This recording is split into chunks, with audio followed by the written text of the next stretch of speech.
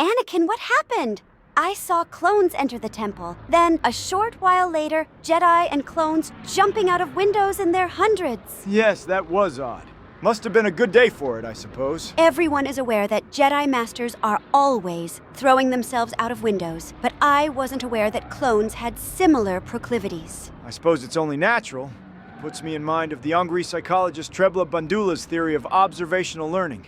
It was naturally underlined by his doll study, wherein it was found that children who had seen a holovid of a doll being beaten by an adult were more likely to, likewise, attack the doll when allowed to play in a room with it, even though they received no incentives for doing so. It's distressing, but it does make sense. Deeply unethical though it is, clones are essentially biologically programmed to act in accordance with their Jedi General's commands. So their inherently being far more suggestible and acting in a similar manner follows.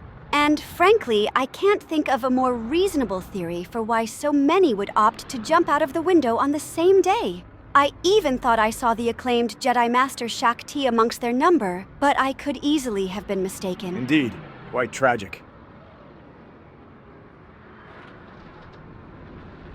Either way, I'm not sure if I mentioned this, but I got a promotion at work. I'm so proud of you. What's the new role? I'm to serve as Mr. Palpatine's personal assistant. Apparently, he's quite the fan of my thesis. Why, I must have recited it to him half a dozen times by now.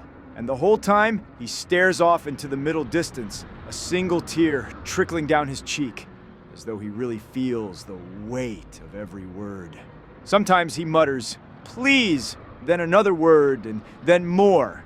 So, naturally, I start from the beginning, and he lets out this little scream of what I can only assume is pure joy. It is quite the work, and having read the esteemed Laka's commentaries on it, it certainly seems your school of thought is enjoying more widespread academic support.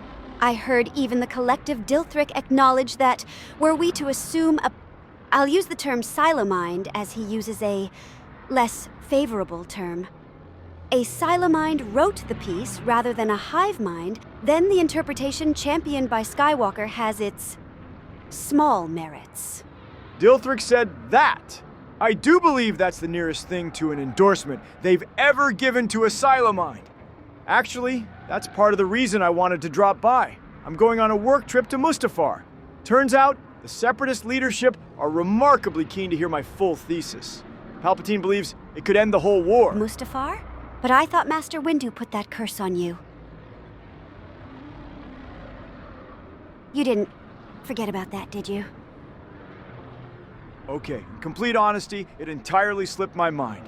But have no fear. I'm just going to draw a quick picture to express that having 3 of my limbs cut off and being set on fire would make me sad. Then I'm going to go see Palpatine. He's very understanding, so I'm sure we can come to an arrangement.